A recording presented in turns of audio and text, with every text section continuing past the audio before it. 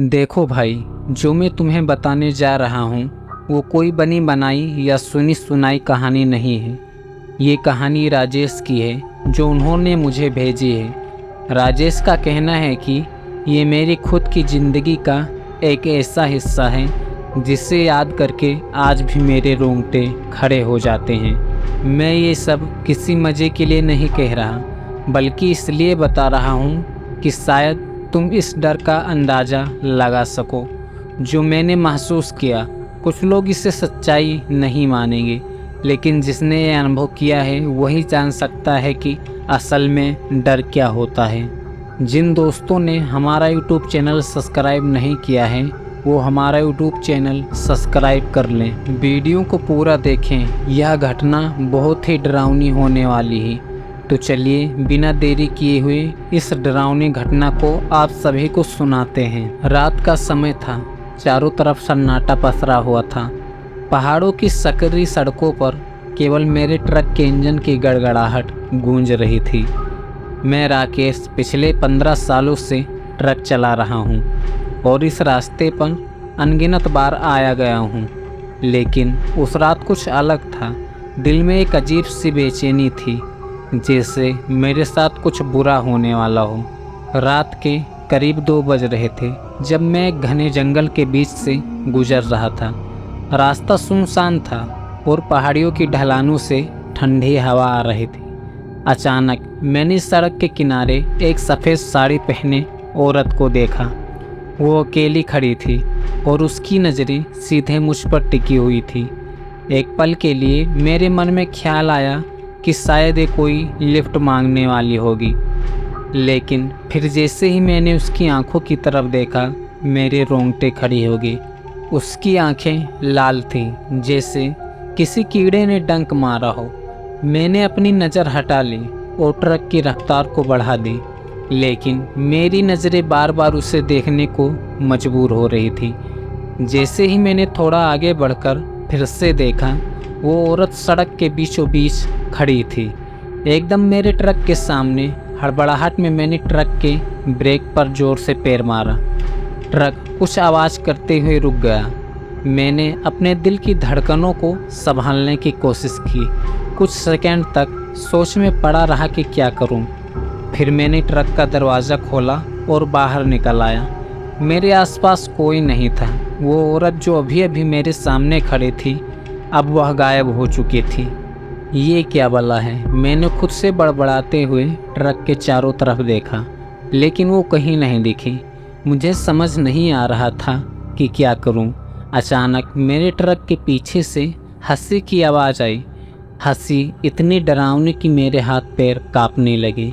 मैंने तुरंत पलट कर देखा, लेकिन वहाँ भी कोई नहीं था। मेरे दिल की धड़कनें तेज हो गई थी। मैंने बिना देर किए वापस ट्रक में बैठकर इंजन स्टार्ट करने की कोशिश की, लेकिन ट्रक ने जैसे चलने से मना कर दिया। तभी मैंने अपने दाएं कंधे पर एक हाथ का स्पर्श महसूस किया। मैं सन्न रह गया। मैंने डरते डरते पीछे मुड़कर देखा। वो औरत अब मेरे ट्रक के अंदर आ चुकी थी। उसकी मुस्कुराहट एकदम खौफनाक थी। उसने धीरे से कहा, तुम मुझसे नहीं बच सकते। उसकी आवाज़ इतनी भयानक थी कि मेरे शरीर के हर एक हिस्से में डर दौड़ गई।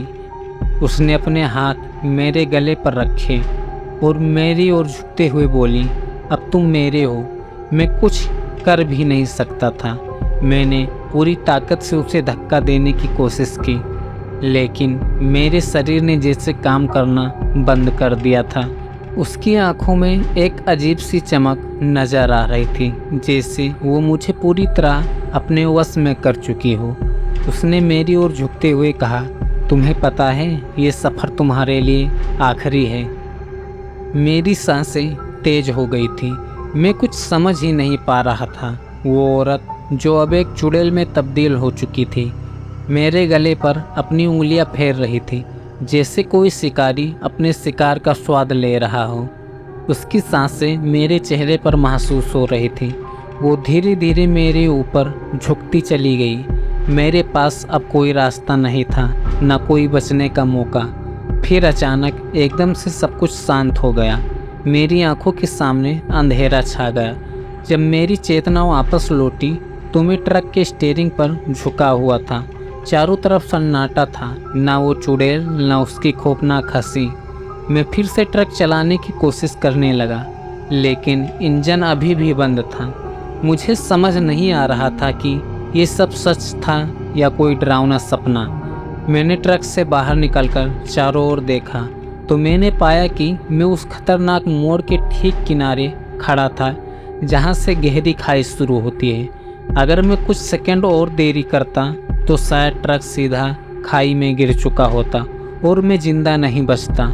मैंने अपने आप को संभालने की कोशिश की और जल्दी से ट्रक को स्टार्ट किया। इस बार इंजन ने मेरा साथ दिया और मैं बिना पीछे देखे वहाँ से निकल गया। लेकिन उस रात के बाद मुझे कभी चैन की नींद नहीं आई। कहते हैं कि उस इलाके में कई साल पहले एक औरत की मौत हो गई थी। वो एक ट्रक ड्राइवर की लापरवाही से कुचल गई थी और तब से उसकी आत्मा उसी सड़क पर भटकती है अपना बदला लेने के लिए। शायद मैं भी उस चुड़ैल की लिस्ट में शामिल हो गया था।